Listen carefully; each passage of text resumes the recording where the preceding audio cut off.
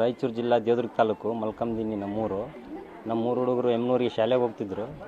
ಅವರು ದುಡ್ಡು ಕೊಟ್ಟು ಟಾಟಾ ಮ್ಯಾಜಿಕಲ್ಲಿ ಹೋಗ್ತಿದ್ರು.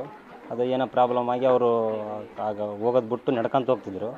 ಹಾಗಾಗಿ ನಾನು ಸೈಕಲ್ ಕೊಡಬೇಕಂತ ಅನಿಸಿತ್ತು ಮನಸ್ಸಿನಲ್ಲಿ.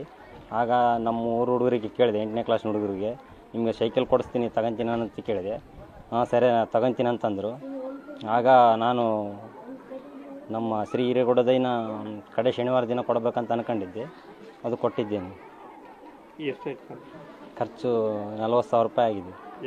11 ಸೈಕಲ್ ಕೊಟ್ಟಿದ್ದೀನಿ. ಹಿಂಗಿಲ್ಲ, ನಾನು ಅಂದ್ಕೊಂಡಿದ್ದು ಮಾಡಬೇಕನ್ನಿಸಿತ್ತು, ಮಾಡಿದ್ದೆ.